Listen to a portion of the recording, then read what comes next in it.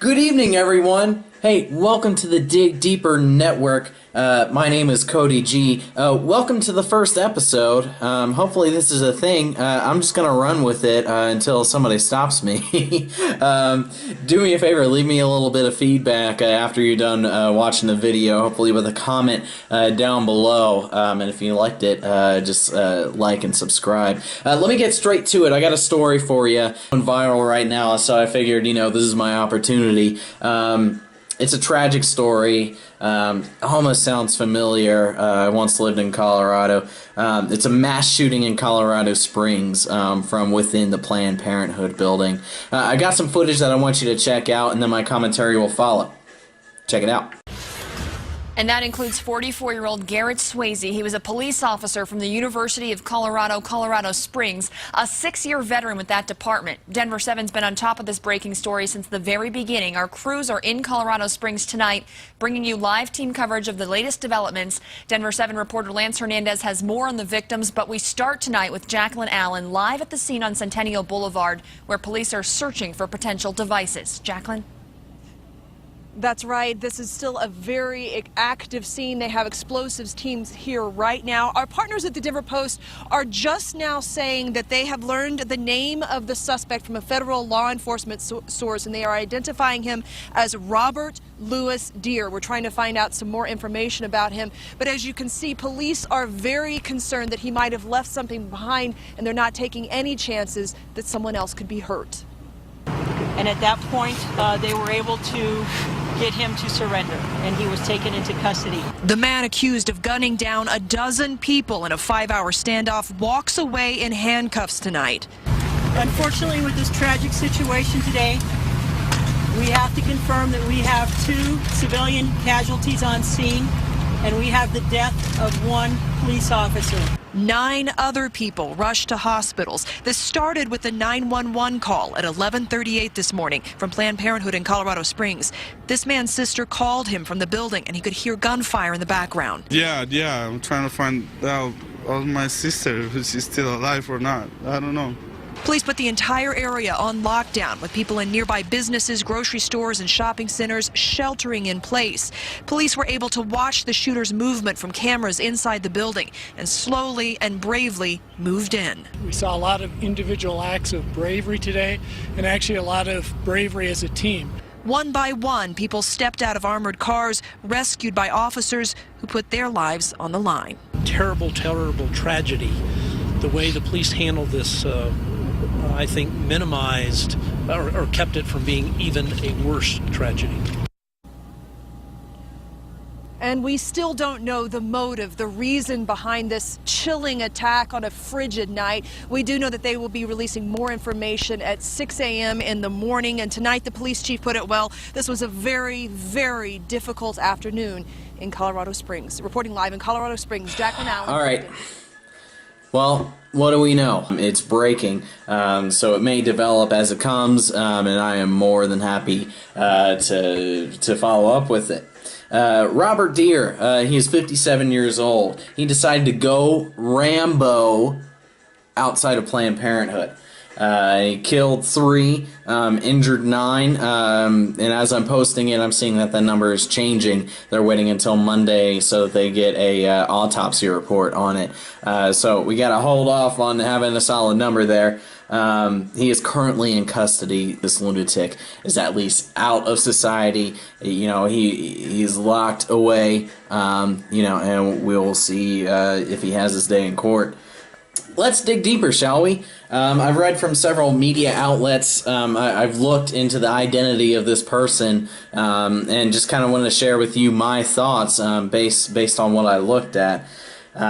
First of all, there's no established motive. It almost seems pretty apparent what the motive is. I mean, he was in the Planned Parenthood office, of which he was shooting outward.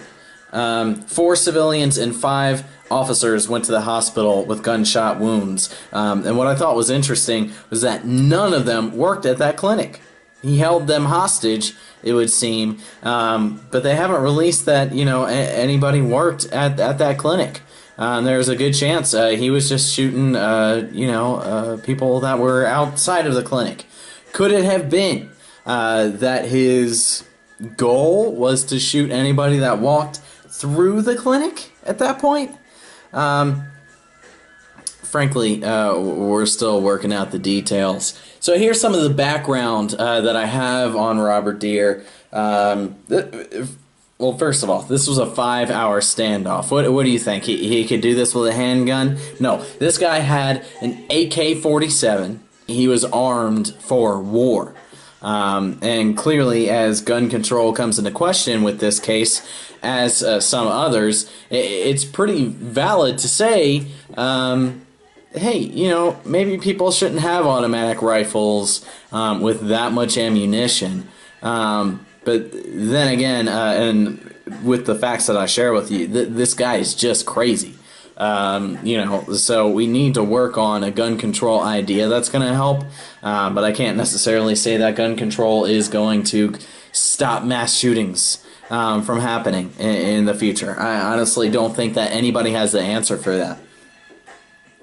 Robert Deere registered to vote only a year ago, and the fact that this guy didn't, register to vote for Bush, before, or try to vote against Obama, it is kind of interesting. It seems that it's pretty politically fueled, this incident. However, his voting record wouldn't indicate that. If you only registered to vote a year ago at this point in 2015, that's not even a presidential election. That's congressional. That's local. So I find that pretty interesting. He had a couple run-ins with the law previously with some pretty outlandish cases. It sounds like just a case of a bad neighbor. So in 2002, 13 years ago, I mean it was some time ago, he was playing peeping Tom on a neighbor. But what happened was they just filed a restraining order and they didn't press charges against this guy.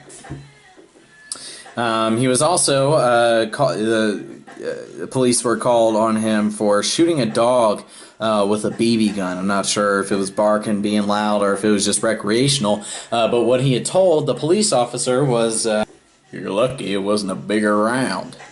Arrows are pointing at him to be, kind of a deviant civilian.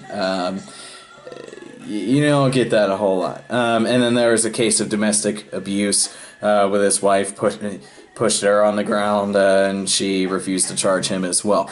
My question is, if this guy is so dangerous, if this guy is so crazy, like everybody says, I'm seeing a lot of opinion pieces coming out where they're saying, oh, well, it's crazy that they haven't arrested this guy before. It's crazy that he hasn't been locked up. You can't do it if people aren't pressing charges against him. If you're not pressing charges against him, then clearly, he wasn't seen as the type of person to go out and do mass shootings. But Planned Parenthood is a place that is a target of controversy. In fact, on a daily basis, you'll find your conservative, your Republican, your pro-lifers out there protesting with grotesque, signs, yelling, belittling the people that are going in there or working there.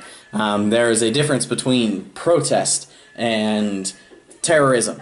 This was clearly a case of terrorism, and it's still not even, they're not even sure that he was trying to, rid the world of people who want to come in and get abortions. But if he was pro-life, I wouldn't imagine that he'd want to shoot a bunch of people if he supports life in general. Hey, that baby needs to come to term, but anybody that doesn't agree with me should die.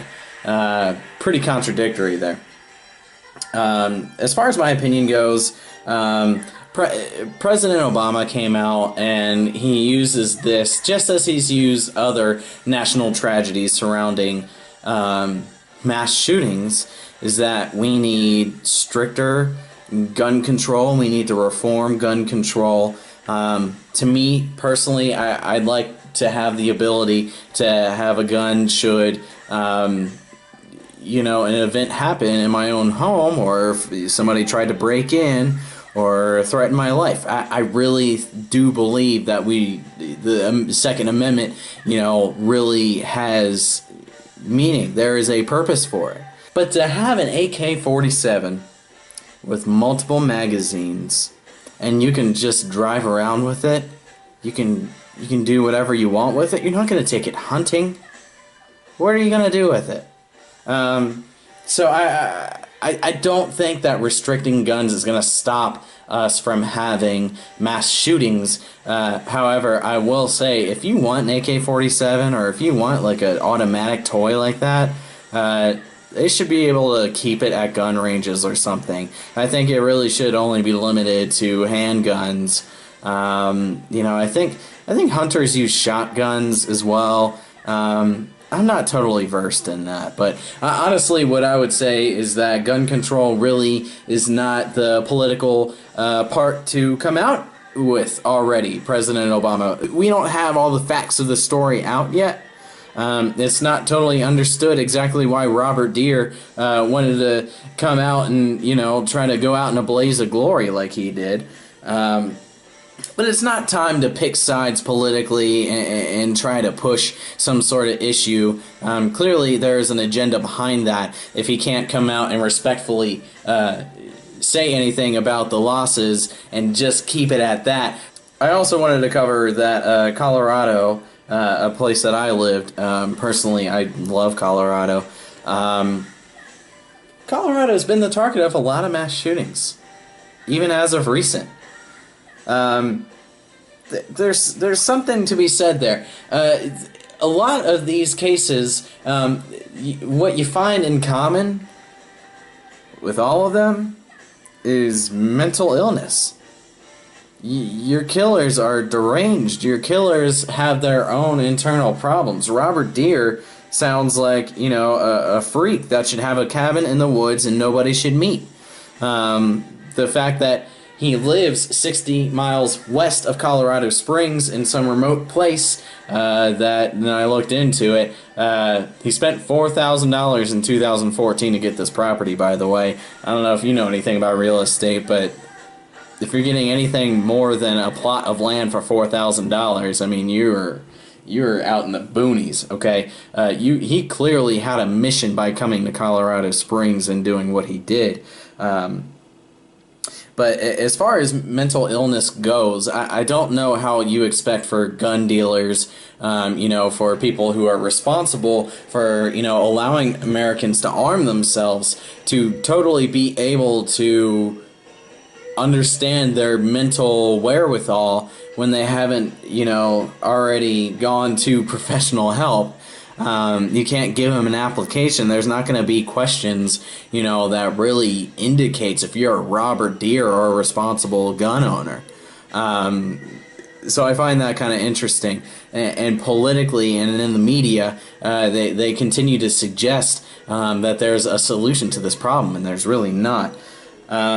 Ultimately, hard to say how to fix it, how to solve what we're going through. All I can say is rest in peace to those who died by this ballistic redneck.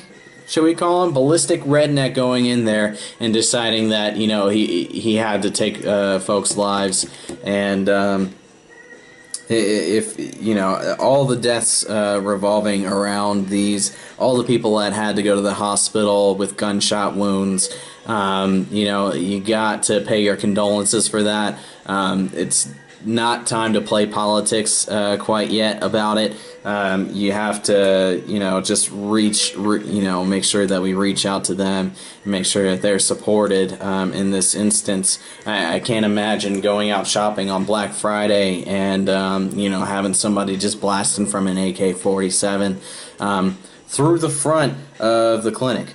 But anyway, hey, thanks for tuning in. This has been the Dig Deeper Network. It's been a pleasure. Cody G here. Give me some feedback on what you think. I'll probably do another story as more facts develop coming out of this. But it's my first video, so be nice. Thanks for tuning in.